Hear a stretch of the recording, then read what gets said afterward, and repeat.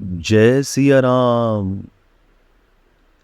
माता सबरी की कहानी। प्रभु राम के जीवन यात्रा में एक क्षण वो भी आया जब वे महान साध्वी शबरी से मिले। सबरी आदिवासी राजा अज के परिवार में पैदा हुई। बचपन से ही उनका मन प्रभु भक्ति में लगता था।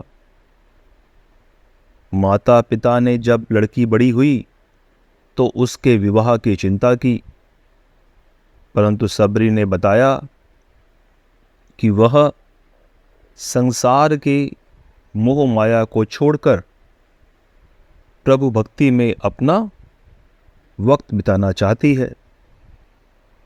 माँ बाप को दुख तो हुआ, परंतु फिर भी बेटी की इच्छा का सम्मान करते हुए उन्होंने उसे जाने की आज्ञा दी। एक स्त्री का संन्यास लेना उस समय इतना सरल न था, परंतु माता सबरी वो तो प्रभु भक्ति में पूरी तरह तल्लीन थी। संन्यास की इच्छा से वे मतंग ऋषि के आश्रम में पहुंची।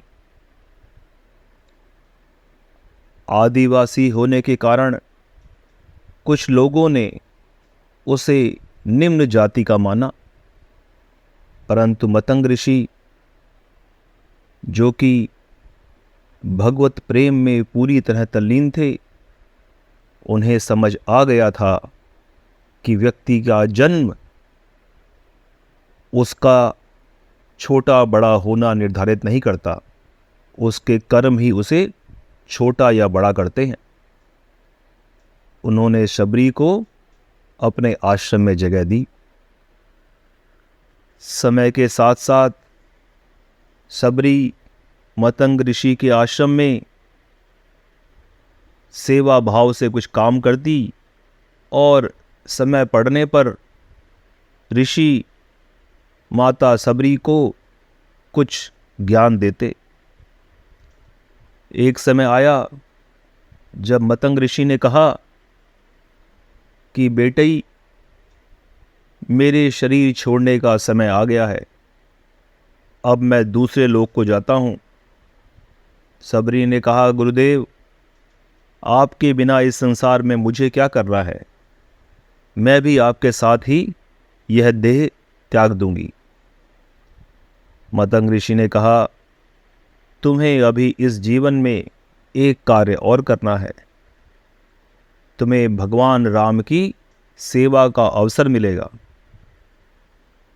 शबरी आश्चर्यचकित होकर पूछी कि भगवान राम कौन है और मुझे उनकी सेवा करने का अवसर कैसे मिलेगा।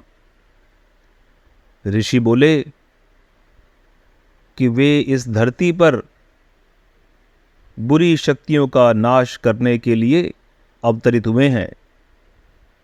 अयोध्या के राजकुमार एक दिन तुम्हारी इस कुटिया में आएंगे और तुमसे भोजन ग्रहण करेंगे। सबरी माता प्रभु राम का प्रतिदिन इंतजार करने लगी। कई वर्ष बीत गए और देव की माया से माता सीता का हरण होने के पश्चात जब प्रभु राम सीता माता की खोज करते हुए उस आश्रम से गुजरे जहां माता सबरी रहती थी, उन्होंने स्वयं का परिचय दिया तो सबरी माता गदगद हो गई। प्रभु के स्वागत में वो इस प्रकार तल्लीन हो गईं कि उन्होंने जो बेर प्रभु के लिए रखे थे उन्हें भी चख चख के प्रभु को देना शुरू किया। लक्ष्मण भ्राता बोले, भैया, यह तो झूठे बेर खिला रही है। राम जी भगवान जी बोले कि यह झूठे बेर नहीं, सबरी का प्रेम है, और प्रेम से जो भी कुछ मुझे दिया जाएगा उसे मैं उतने ही प्रेम भाव से स्वीकार करता हूँ। माता सबरी का अनन्य प्रेम, जिसमें विशुद्ध प्रेम के अतिरिक्त और कुछ न था, कुछ मांगने की इच्छा न थी और कुछ पाने का अभिमान न था, परंतु वह इतनी गदगद हो गई, इतना भाव विभोर हो गई कि उसे समझ न आया कि वह अपने ही प्रभु को झूठे बेर खिला रही है। परंतु प्रभु तो भक्तों के अधीन होते हैं, भक्ति से हम उन्हें जीत सकते हैं।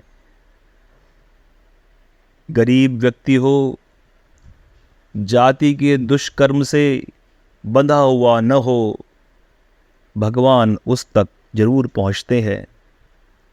धन्य है मतंग ऋषि, जिन्होंने माता सबरी को गुरु ज्ञान दिया। धन्य है राजा अज, जिनके घर में ऐसी महान तपस्विनी कन्या का जन्म हुआ। भगवान राम की लीला में एक अध्याय यह भी कि किस प्रकार एक सन्यासिनी, आदिवासी सन्यासिनी के साथ उन्होंने जो प्रेम दिखाया वह संसार में अमर हो गया। माता सबरी को प्रणाम करते हुए सब एक बार मन में फिर कहें, जय श्री राम।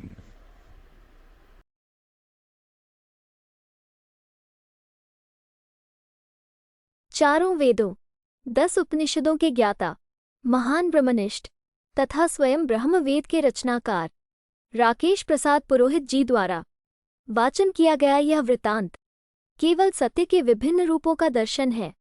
सत्य सर्वत्र है, जिज्ञासा से सत्य प्राप्त होता है। दर्शक अपने दर्शन से सत्य को जांचे, सत्य मार्ग का यही आचरण है। नमो ब्रह्म।